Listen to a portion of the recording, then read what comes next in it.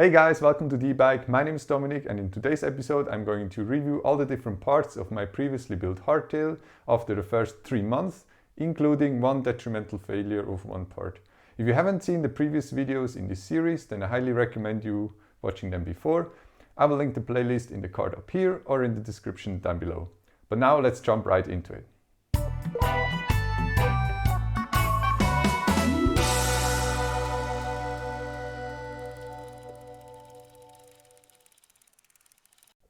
So currently I've been riding this hardtail over roughly 200 kilometers in the past 3 months. So actually not that much, but that was for a reason. I didn't build this bike for everyday use, but more as a racing bike. And that said, I used this bike for 4 different cross-country races under different extreme conditions. And I also brought it to the beautiful Tuscany in Italy for 1 week of bike holidays. So the bike is super light and also it feels quite stiff, especially around corners. You can really feel the difference compared to my previous aluminium wheels. The wheels are much stiffer. The whole bike really handles super agile around corners. And yeah, a definite upgrade compared to my previous aluminium wheels. So during the past few months, I really found some points I have to share with you about different components. And let's talk first about the frame. Yeah, I really like the frame. It just looks amazing. However, there are already some scratches from the reckless use during the races. But apart from that, I love the geometry, super nice, quite aggressive, even down steep descents or over large drops. I really feel comfortable on the bike. However, there are 2 major points I really have to mention here. So the first point are the bearings. They're just completely trash.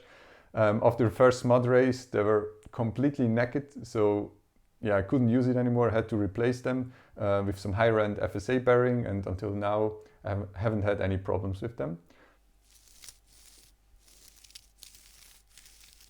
And the second point is the lack of a draining hole at the bottom bracket area or at the chainstays. And yeah, this is really a downside of the frame, because during the mud race, water and mud went along the shifter cable into the chainstays and it couldn't drain. So obviously not that good, and I found out one day after the race, and yeah, this is something I have to think about. I'm not really keen on drilling a hole in my frame, but yeah, let's see what solution I can find for that. But apart from that, I really like the frame. It's plenty stiff, even around corners. You don't feel this wobbly feeling. So yeah, I like that. So the handlebars actually came in with quite an issue. So when we quickly compare the diameter of the steer tube with the diameter of the clamping section of the handlebars, then we might see quite a discrepancy. So just quickly measuring the steer tube, which should be standardized. So it's roughly 28.6 millimeters. So that's just nominal. And then we compare it with the clamping section. And I know you cannot really measure a hole with a caliper, but just for illustration's sake, roughly through the middle. Then we come in at 29.15 or 16 millimeters, which is quite a difference. And even, of course, when you clamp the handlebars completely down, it will reduce the diameter. But still, after tightening the screws, it didn't really clamp the steer tube, and you could still turn the handlebars around the steer tube, even when you tighten them. And of course, that shouldn't be. And I didn't want to tighten the screws even further than 4 Newton meters, because I feared to strip the screws or even break the carbon. So I came up with kind of a tolerance hack. I just used normal printer paper, which has normally like a thickness of around 100 microns. So now I just wrapped this piece of paper around the steer tube. So quite snugly. And then I carefully pushed the handlebars over it, like that. And with that, you add 100 microns around the steer tube, and you reduce the gap, and you don't need to tighten the screws that much.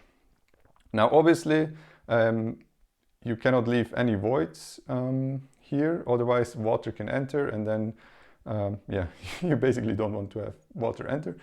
But if you don't leave any voids, then there is no place for the water to enter. Obviously paper is not really the nicest way of doing that, so I actually want to replace the paper with some very thin shim steel wrapping around the steer tube, and that would eliminate this issue. And with that, it really clamped the steer tube very nicely, so works. So another issue which came apparent after replacing the bearings was that the top spacer here on top of the handlebars pushed onto this section here on the handlebar or on the stem, and actually caused some delamination of the superficial carbon layer. It looks to me still cosmetic, but obviously I have to take care of that, because if it breaks here, that's no fun. So for now I will just seal it off with some standard ordinary nail polish to get rid of